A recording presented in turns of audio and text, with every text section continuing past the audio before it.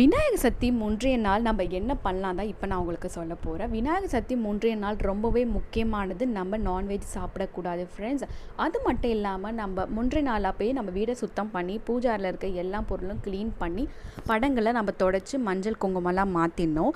அப்படி இந்த படங்களை துடைக்கிறதுக்கு நம்ம என்ன பண்ணலான்னு ஒரு டிப்ஸ் சொல்கிறேன். நீங்கள் பிளெயினான தண்ணியை வச்சு படத்தை துடைக்காமல், அதாவது சாமி படத்தை துடைக்காமல், ஜவ்வாது, மஞ்சள், பச்சை கற்பூரம் இது மூணுமே தண்ணியில் நீங்கள் மிக்ஸ் பண்ணி இந்த தண்ணியை வந்து துணியில் டிப் பண்ணி அந்த துணியை வச்சு தான் நீங்கள் படத்தை துடைக்கணும். சில பேர் வந்து சாமி படத்தை அப்படியே வந்து டேப்பில் வந்து காமிச்சு வாஷ் பண்ணுவீங்க. அப்படி பண்ணவே கூடாது, ரொம்பவே மிஸ்டேக்குங்க. ஸோ பிஃபோர் விநாயகர் சதுர்த்தி அப்போது இதை நீங்கள் கரெக்டாக பண்ணுங்கள். வீடை க்ளீன் பண்ணிக்கோங்க. வீட்டில் இருக்க எல்லா பூஜை சாமானும் வாஷ் பண்ணி ரெடியாக வச்சுக்கோங்க. ஸோ அடுத்தது விநாயகர் சதுர்த்தி அப்போது நம்ம என்ன பண்ணலான்னு பார்க்கலாம். விநாயகர் சதுர்த்தி அன்று காலையில் என்னெல்லாம் பண்ணக்கூடாதான் இப்போ உங்கள் கூட ஷேர் பண்ணிக்க போகிறோம் ஃப்ரெண்ட்ஸ். விநாயகர் சதுர்த்தி அப்போது நம்ம காலையில் வந்து வீடெல்லாம் க்ளீன் பண்ணி வச்சுருப்போம் முன்றைய நாளே. அன்று காலையில் நீங்கள் என்ன பண்ணலாம்னா, நீங்கள் குளிச்செல்லாம் முடிச்சுட்டு வீட்டுக்கு வெளியே வந்து மாவிலை தோரணம், எல்லா வீட்லேயும் விசேஷ நாட்களுக்கு மாவிலை தோரணம் வந்து கட்டுறது ரொம்பவே சிறப்பு அண்ட் வீட்டுக்கு ரொம்பவே நல்லது. அன்றைக்கு காலையில் நீங்கள் வந்து மாயிலை தோரணம் கட்டிட்டு வீட்டுக்குள்ளே ஒரு விளக்கேற்றி வச்சுக்கோங்க. அண்ட் வீட்டுக்கு வெளியே ஒரு விளக்கு, அகல் விளக்காக இருந்தால் கூட பரவாயில்ல, அதை நீங்கள் வந்து விளக்கேற்றி வச்சுக்கலாம். அடுத்தது விநாயகரை எப்படி வாங்க வேண்டியன்னு நான் சொல்கிறேன் ஃப்ரெண்ட்ஸ். நம்ம விநாயகரை வாங்க போகும்போது வீட்டில் இருக்க சுத்தமான தாம்பூலம் இல்லைன்னா மனை இதை கொண்டு போய் தான் நம்ம விநாயகரை வாங்கிட்டு வருவோம். அப்படி நீங்கள் போகும்போது கூட கொஞ்சம் மலர்கள் எடுத்துகிட்டு போங்க. விநாயகர் வாங்குறப்போ விநாயகர் எந்த டேமேஜ் இல்லாமல் நல்லா இருக்கான்னு பார்த்துட்டு வாங்க. இது ரொம்ப முக்கியம். ஏன்னா நம்ம சாமி வாங்குறதுனால அதை பார்த்து வாங்கணும். விநாயகரை வந்து கண் திறந்து இருக்கணும். கண் திறந்து இருக்கிற விநாயகர் தான் நீங்கள் வாங்கணும். கண் மூடி இருக்க விநாயகர் நீங்கள் வாங்கக்கூடாது. அதுக்கப்புறம் இன்னொரு டிப்ஸ் நான் என்ன சொல்கிறேன்னு பார்த்தீங்கன்னா, விநாயகரோட காதுகள் மற்றும் விநாயகரோட தந்தங்கள் இதெல்லாம் வந்து ஃபினிஷிங் நல்லா இருக்கான்னு பார்த்து வாங்குங்க. அது மட்டும் இல்லாமல் நம்ம விநாயகர் வாங்குறவங்க கிட்ட நம்ம காசை கொடுத்து வாங்குறதுக்கு எக்ஸ்ட்ரா ஒரு 5 ரூபாவோ 10 ரூபாவோ இல்லைன்னா அவங்களால முடிஞ்சால் 1 ரூபாவோ எக்ஸ்ட்ரா ஒரு காணிக்கை நீங்கள் கொடுத்து வாங்கிட்டு வந்தால் இது நீங்கள் விநாயகர் அவங்ககிட்டேருந்து வாங்குறதுனால கொடுக்குற காணிக்கை. இப்போ நீங்கள் பண்ணிங்கன்னா ரொம்பவே நல்லாயிருக்கும். அண்ட் விநாயகர் வாங்கிட்டு நம்ம வீட்டுக்கு வர வழியில் நம்ம விநாயகரை எப்படி எடுத்துகிட்டு வரணும்னு பார்த்தீங்கன்னா, விநாயகரை நம்ம ஃபேஸ் பண்ண மாதிரி எடுத்துகிட்டு வரக்கூடாது. விநாயகரை வந்து ரோடை ஃபேஸ் பண்ண மாதிரி தான் எடுத்துகிட்டு வருவோம். சில பேர் பண்ணக்கூடிய மிஸ்டேக்ஸ் என்னென்னு பார்த்தீங்கன்னா, விநாயகர் நம்மளை ஃபேஸ் பண்ணுற மாதிரி எடுத்துகிட்டு வருவோம். விநாயகர் வெளியே இருந்து நம்ம வீட்டுக்குள்ளே வராரு. அதனால் விநாயகரை ரோடை ஃபேஸ் பண்ண மாதிரி ஊர்வலமாக தான் நம்ம எடுத்துகிட்டு வரணும் ஃப்ரெண்ட்ஸ். கணபதி அவர்களை நம்ம வீட்டுக்கு கொண்டு வந்த பிறகு வீட்டுக்குள்ளே நம்ம கணபதியை எப்படி வர வைக்கணும்னு பார்த்தீங்கன்னா வந்து, நம்ம சிம்பிளாக ஒரு தட்டில் வந்து மஞ்சள், குங்குமம், வெற்றிலை பாக்கு, கற்பூரம் வச்சு விநாயகரை ஆர்த்தி எடுத்து தான் வீட்டுக்குள்ளே வர வைக்கணும். ஸோ விநாயகரை வந்து நம்ம வீட்டுக்குள்ளே வெல்கம் பண்ணும்போது இதை மாதிரி நீங்கள் வெல்கம் பண்ணி பூஜை அறையில் எடுத்துகிட்டு போய் நீங்கள் எங்கே விநாயகரை வைக்கணுமோ அங்கே வச்சுட்டு அதுக்கப்புறம் நீங்கள் பூஜாவுக்கு தேவையான மற்ற வேலைகளை பார்க்கலாம். அடுத்தது விநாயகரை எப்படி வழிபடணும்னு சொல்கிறேன் ஃப்ரெண்ட்ஸ். விநாயகர் தூணிலும் இருப்பார், துரும்பிலும் இருப்பார் அப்படின்னு சொல்கிறாங்க. நம்ம சாலை ஓரமாக எங்கே பார்த்தாலும் விநாயகர் தான் இருப்பார். அப்படி முதல் தெய்வமான இந்த விநாயகர் சதுர்த்தியை நம்ம சிறப்பாக எப்படி வந்து வழிபடணும் தான் இப்போ உங்கள் கூட ஷேர் பண்ணிகிட்ருக்கேன். நிறைய பேர்களாக என்னால் விநாயகர் சதுர்த்தியை வந்து கொண்டாட முடியாது, என்னால் கொண்டாடவும் தெரியாது அப்படின்னு யோசிச்சுட்ருக்கீங்களா? அப்போது கண்டிப்பாக இந்த வீடியோ உங்களுக்கு தாங்க. உங்களால் விநாயகரை வந்து சிலையை வந்து அன்னைக்கு வாங்க முடியினாலும் பரவாயில்ல, வீட்டில் வந்து நீங்கள் மஞ்சளை விநாயகராக பிடிச்சி அதில் குங்குமம், அருகம்புல், பூவெல்லாம் வச்சு கூட நீங்கள் விநாயகர் நினச்சி சாமி கும்பலாம். ஏன்னா விநாயகர் எங்கேயும் இருப்பார். அவர் வந்து நம்ம எவ்வளோ விநாயகரை வந்து வேண்டி கேட்குறோமோ அவர் குழந்தை மாதிரி கண்டிப்பாக நம்மளுக்கு செவிச்சாச்சு நம்மளோட வேண்டுதல் எல்லாமே நிறைவேற்றுவார். ஸோ செல்ல பிள்ளையானது விநாயகரை வந்து கண்டிப்பாக இந்த விநாயகர் சதுர்த்தி அப்போது நீங்கள் சிறப்பாக வழிபடுங்க. எல்லா விசேஷங்களும் முதலாக நம்ம வணங்கக்கூடிய கடவுள் தாங்க Vinayagar. So the beginning of god, முதல் கடவுள், முதல் தெய்வம்னாலே நம்மளுக்கு விநாயகர் தான். அப்படி இந்த விநாயகருக்கு பிடிச்சமான பூக்கள், பழங்கள், பிரசாதங்கள் என்னெல்லாம் வச்சு வணங்கலான்னு பார்க்கலாம் வாங்க. விநாயகர் ரொம்பவே எளிமையான கடவுளுங்க. நம்ம விநாயகர்கிட்ட என்ன வச்சு வேண்டுதல் கேட்டாலும் கண்டிப்பாக நம்மளை அவர் நிறைவேற்றுவார். விநாயகரை வணங்குறது தான் நீங்கள் ரொம்ப ஆடம்பரமாக வந்து நிறைய பலகாரம் செஞ்சு விநாயகரை வணங்குறது அப்படிலாம் இல்லைங்க. ரொம்ப எளிமையான வழியிலே நம்ம விநாயகரை வந்து வணங்கலாம். அப்படி விநாயகருக்கு பிடிச்சது வந்து கொழுக்கட்டை, சுண்டல், அதை மாதிரி நிறையவே இருக்குது. இதில் உங்களுக்கு என்ன செய்ய முடியுமோ அந்த நெய்வேத்தியம் வச்சே வந்து நீங்கள் விநாயகரை வழிபடலாம். விநாயகருக்கு இப்படி தான் வச்சு வழிபடணும்னு அப்படிதான் இல்லை. அவர் ரொம்ப எளிமையான கடவுள்னால அவர் எதை வச்சு வழிபட்டாலும் நம்ம வேண்டுதலுக்கு அவர் செவி சாவிப்பார். விநாயகர் சதுர்த்தி அன்று 21 மலர்கள், 21 பழங்கள், 21 இலைகள் கொண்டு விநாயகரை நம்ம அர்ச்சனை பண்ணிட்டு வழிபட்டால் ரொம்பவே நல்லது. அதுக்கும் சில பலன்கள் இருக்குன்னு சொல்கிறாங்க. எனக்கு தெரிஞ்ச இலைகள், பூக்கள் எல்லாமே இப்போ நாங்கள் கூட ஷேர் பண்ணிக்கிறேன். ஸோ நோட்ஸ் வேணும்னா நீங்கள் எடுத்து நோட் பண்ணிக்கலாம் ஃப்ரெண்ட்ஸ். ஃபஸ்ட்டு நான் ஃப்ளவர்ஸ் பற்றி சொல்லிடுறேன். ஃப்ளவர்ஸ்ன்னு பார்த்தீங்கன்னா விநாயகருக்கு ரொம்பவே பிடித்தமானது எருகம்பூ. அந்த எருகம்பூ உங்களுக்கு கிடைச்சா நீங்கள் விநாயகர் வச்சு அர்ச்சனை பண்ணலாம். எதுக்கு எருகம்பூலால் பண்ணுறோன்னு பார்த்தீங்கன்னா, நம்மளுக்கு தீராத வியாதிகள் இருந்தால் அது விநாயகருக்கு மூலியமாக நான் பண்ணுறதுனால விநாயகர் தீர்த்து வைப்பாருந்தாங்க அருகம்புல்லோட பலன்கள். அதுக்கப்புறம் மகிழம்பூ இருக்குது. மகிழம்பூவால் நம்ம விநாயகருக்கு அர்ச்சனை பண்ணும்போது என்ன பலன்கள் கிடைக்கும்னு பார்த்தீங்கன்னா, மன அழுத்தம், குடும்ப பிரச்சனைகள் அது மாதிரிலாம் சரியாகும்னு சொல்கிறாங்க. அடுத்தது ஒத்த செம்பருத்தி பூ. செம்பருத்தி பூவோட இதழ்கள் ஒரு இதழ்களாக இருக்கும்ல, அந்த செம்பருத்தி பூவால் விநாயகருக்கு நம்ம அர்ச்சனை பண்ணால் நம்ம வீட்டில் செல்வம் பெருக்கும்னு சொல்கிறாங்க. அதுக்கப்புறம் பார்த்திங்கன்னா கதம்பம் பூ. கதம்பம் பூ நம்மளோட உள் திறமையை விநாயகர் வெளிக்கொண்டு வருவார் வணங்குறதுனாலன்னு சொல்கிறாங்க. அதுக்கப்புறம் மாதுளம் பழத்தோட பூ தாங்க.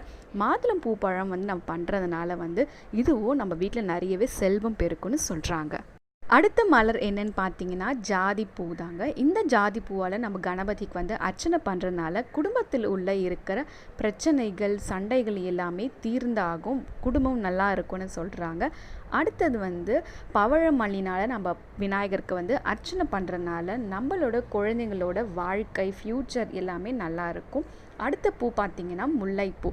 முல்லைப்பூவால் ரொம்பவே ஸ்பெஷலுங்க முல்லைப்பூ. முல்லைப்பூவால் இந்த முல்லைப்பூவால் நம்ம அர்ச்சனை பண்ணுறதுனால என்ன பலன்கள் கிடைக்கும்னு பார்த்தீங்கன்னா, குடும்பத்தில் நிறைய சண்டைகள் பிரிவு ஏற்பட்டால், அப்படி கோர்ட் கேசஸ் அதை மாதிரி டிவோர்ஸ் கேசஸாக இருந்துச்சுன்னா அந்த கேஸ் சீக்கிரமாகவே முடிவடையும்னு சொல்கிறாங்க இந்த முல்லைப்பூவால் விநாயகருக்கு நம்ம அர்ச்சனை பண்ணால். அடுத்த பூ என்னன்னு பார்த்தீங்கன்னா அரளிப்பூ. அரளிப்பூவோட பலன்கள் என்னன்னு பார்த்தீங்கன்னா, நம்ம வாழ்க்கையில் வெற்றி பெறத்துக்கும் நம்ம எனிமீஸ் கிட்டேருந்து நம்மளை காப்பாற்றி விநாயகர் பார்த்துப்பார். அதுக்கப்புறம் மஞ்சள் சாமந்தி பூ. இந்த மஞ்சள் சாமந்தி பூவில் நம்ம அர்ச்சனை பண்ணுறதுனால நம்ம கிட்ட இருக்க தீய சக்திகள் எல்லாம் போயிட்டு நம்மளுக்கு ஒரு நல்ல சக்தியே கிடைக்கும்னு சொல்கிறாங்க. அடுத்தது பார்த்திங்கன்னா அல்லிப்பூ.